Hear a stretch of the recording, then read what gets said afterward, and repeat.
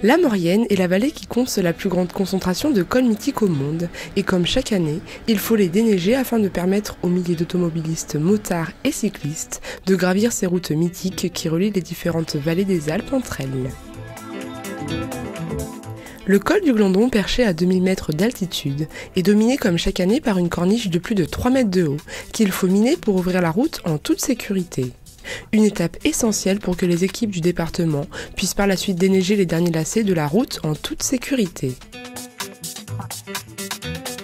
Alors, ce chantier est réalisé suivant une procédure qui émane de l'ANENA Maghreb, c'est-à-dire le minage d'une corniche. Aujourd'hui, le minage de la corniche, comment ça se passe? On mesure sa hauteur qui va définir tout simplement son recul. C'est-à-dire, pour forer les trous, nous allons prendre une certaine distance de recul et nous allons écarter, je dirais, de trou en trou sur la distance verticale par l'horizontale. Alors aujourd'hui, dans chaque trou, il y aura 6 kg d'explosifs. Donc aujourd'hui, on est sur une corniche qui représente 100 trous. Donc on va être pas loin donc, de 600 kg d'explosifs posés pour réussir ce tir. Cette année, au vu des conditions d'enneigement impressionnantes, la corniche est beaucoup plus épaisse que les saisons précédentes, ce qui rend le travail du minage plus complexe. Alors oui, si on peut comparer, je dirais elle est déjà beaucoup plus épaisse. Elle est surtout beaucoup plus dense. En 40 ans, c'est la première fois qu'on retrouve 1 mètre de glace à la hauteur de 2 mètres de profondeur. Ça veut dire qu'il est très difficile, on a eu beaucoup de difficultés à forer pour pouvoir mettre en place les pannes dynamite.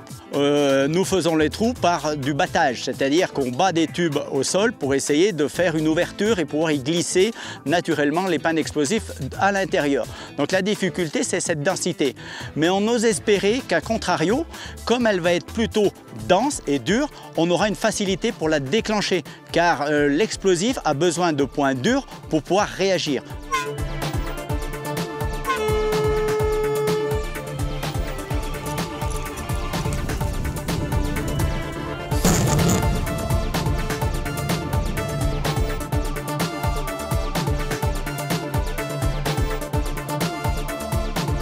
Pour l'occasion, le nivologue Alain Duclos était présent afin d'analyser le manteau neigeux ainsi que la corniche. Oui, alors c'est une corniche qu'on déclenche habituellement, qui est plus ou moins bien formée, mais l'objectif, peut-être plus que le déclenchement de la corniche, c'est de purger ce qu'il y a en dessous. Donc ce qu'on cherche à faire, c'est mobiliser cette grosse masse de neige qui est en haut, pour que, en étant déclenché, ça vienne surcharger ce qui est en dessous. Et on attend, on espère, purger le plus possible de neige dans ces pentes qui, elles, dominent directement la chaussée. Il revient sur les conditions de neige très abondantes en cette fin de saison d'hiver et les contraintes que cela implique pour les équipes du déneigement. Ça s'est déroulé en attaquant quand même plus tard que d'habitude, à cause de, quand même, dès qu'il y a de la neige dans les pentes, il y a un risque d'avalanche qu'on ne peut pas ignorer. Donc on a essayé de laisser purger un petit peu, ce qui s'est passé d'ailleurs. Il y a eu des grosses avalanches qui se sont produites, enfin grosses ou moins grosses d'ailleurs, mais depuis le moment où on déneige habituellement jusqu'à maintenant, il y a eu des purges qui sont produites. Donc je pense que ça valait le coup d'attendre pour des questions de sécurité. Mais après, le problème, c'est qu'en attaquant plus tard, avec plus de neige, forcément ça conduit à des délais par rapport aux dates habituelles. Il y a une prise de précaution. Moi, mon rôle, il est dans le fait de conforter les équipes dans la nécessité de prendre des précautions. Parce que naturellement, à force de travailler au fil des ans, on dit bon, finalement, là, on a été un peu imprudent, mais il ne s'est rien passé. À cet endroit, il n'y a pas d'avalanche non plus. Donc, mon rôle, c'est un peu de tenir de maintenir, de mettre de la pression pour garder cette vigilance. Parce que l'avalanche est en général inattendue. Et moi, c'est ça que je dois rappeler. Dire, voilà, même si les conditions a priori semblent à peu près correctes, il y a quand même des précautions à maintenir. Donc voilà, mon rôle y est là.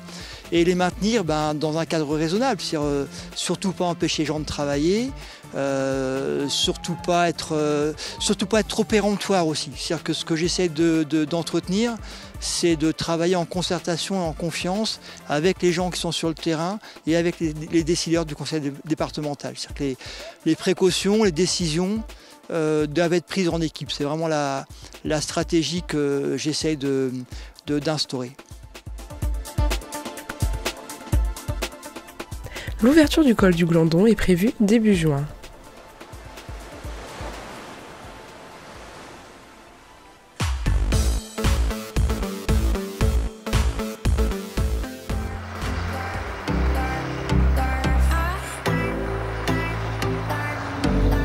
Pour le col du Galibier, le déneigement a débuté le 9 avril sur la partie aval de la route et chaque jour entre 3 et 6 personnes s'affairent pour que la route soit dégagée le plus rapidement possible. Et ensuite on a ouvert une première partie de bonne nuit à plein d'achat il n'y a pas très longtemps, le 14 avril, pour permettre aux randonneurs d'accéder à cet endroit. Et ensuite là on a continué le déneigement.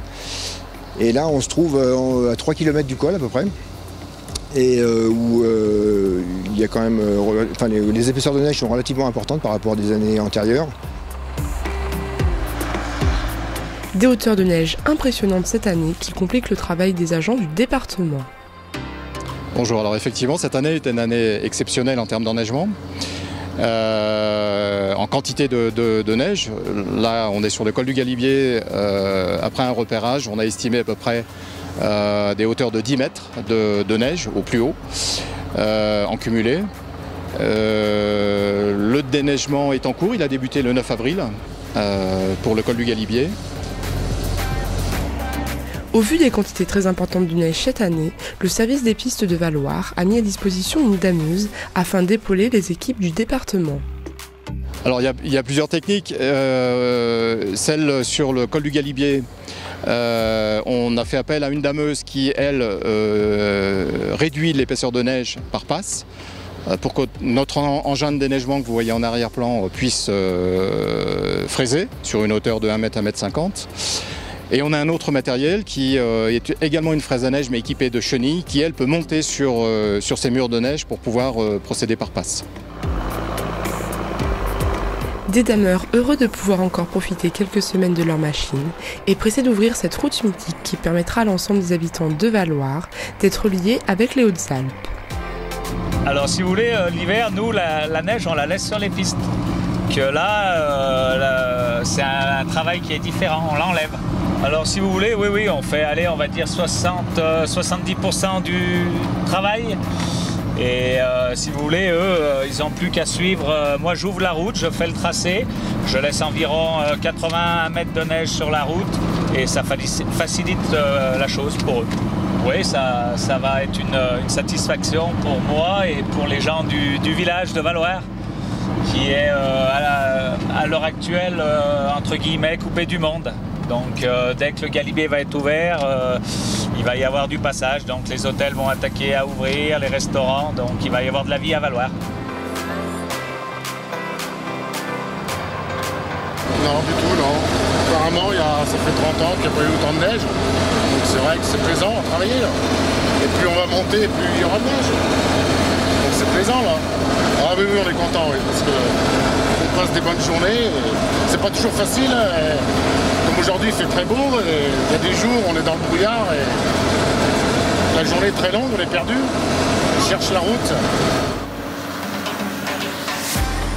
Pour éviter d'éventuels risques d'avalanche, les équipes qui déneigent le col du Galibier suivent également à la lettre les consignes du nivologue Alain Duclos.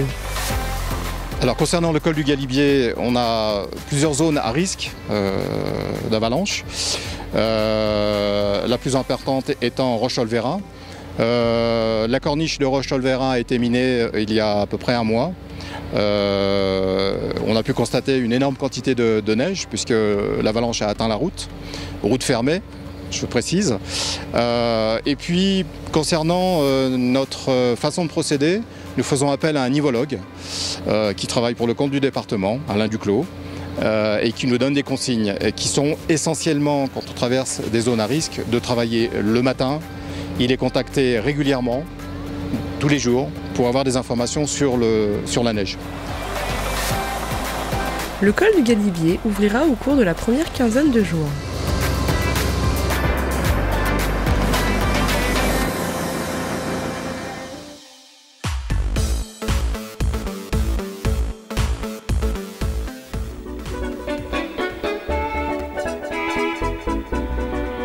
Cette année encore, le col de la Croix de Fer fut l'un des premiers cols à ouvrir son sommet à la circulation. Un événement très attendu par les habitants de Saint-Sorlin-d'Arves, situé quelques kilomètres en contrebas. Après plusieurs semaines de travail, toute la neige a été retirée de la route, mais le travail des équipes du département n'est toujours pas terminé. En effet, il faut à présent nettoyer, canaliser les cours d'eau et sécuriser la route avant l'ouverture finale.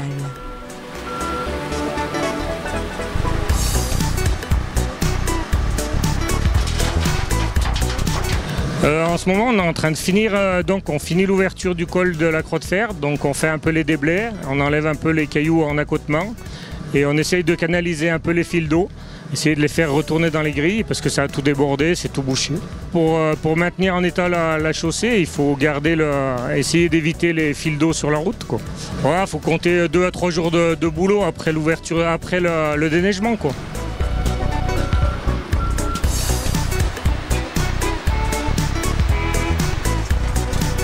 Et quand vient enfin le grand moment d'enlever les panneaux « route barrée » pour laisser les véhicules circuler librement, on peut voir la satisfaction sur les visages de ces hommes de terrain qui ont tout mis en œuvre pour nous permettre d'emprunter ces routes de montagne. Oui, on a fait un bon nettoyage, on a ramassé tous les déblais, là on a ramassé les panneaux, on peut ouvrir la route, il n'y a pas de problème.